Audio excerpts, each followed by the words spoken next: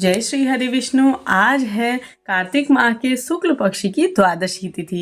इस दिन आपको एकादशी व्रत का पारना और साथ ही माता तुलसी का विवाह भी करना है।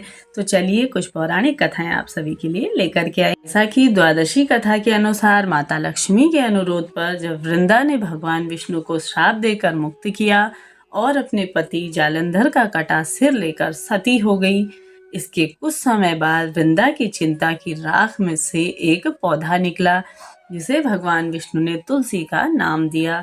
इसके साथ ही भगवान विष्णु ने कहा कि शालिग्राम नाम में से मैं इस पत्थर में हमेशा रहूंगा। इसके साथ ही भगवान विष्णु ने कहा कि मेरी पूजा में तुलसी जी को शामिल किया जाएगा, तभी मेरी पूजा सफल मानी जाएगी।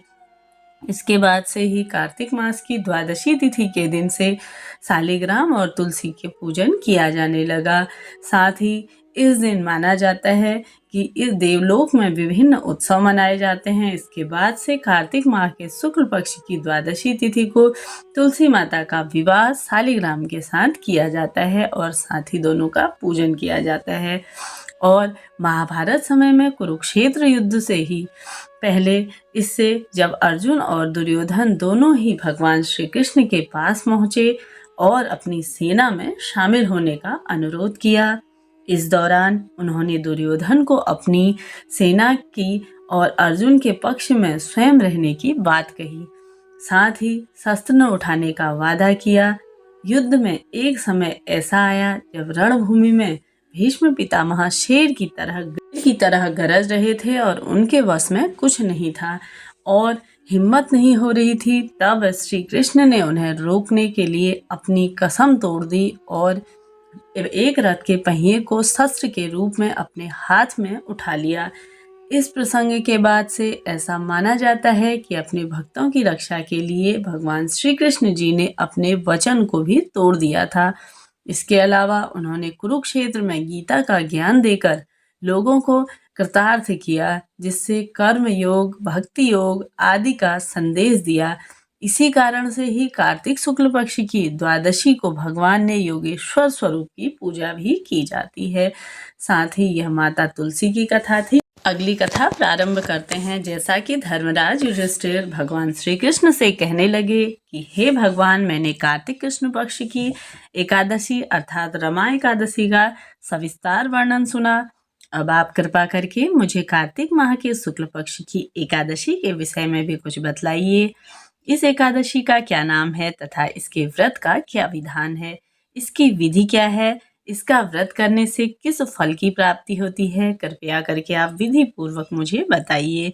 तभी भगवान श्री कृष्ण बोले, हे युधिष्ठिर, कार्तिक माह के शुक्ल पक्ष की तुलसी विवाह के दिन आने वाली इस एकादशी को विष्णु प्रबोधिनी, देवउठनी एकादशी, कई अन्य नामों से इसे जाना जाता है।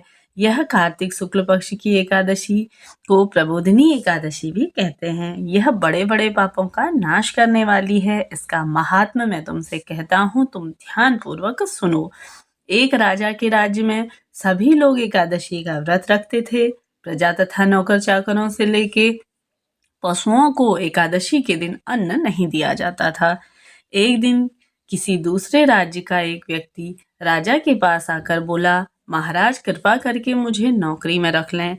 तब राजा ने उसके सामने एक शर्त रखी कि ठीक है, रख लेते हैं, किंतु रोज तो तुम्हें खाने को सब कुछ मिलेगा, पर एकादशी के दिन अन्न नहीं मिलेगा।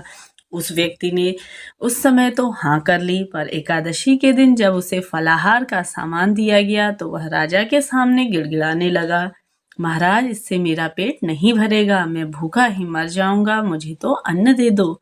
राजा ने उसे शर्त की बात याद दिलाई, तब वह अन्न छोड़कर तैयार हुआ। साथ ही अब राजा ने उसे आटा, दाल, चावल आदि दिए। वह रोज की तरह नदी पर पहुंचता और स्नान आदि करके भोजन पकाने लगता।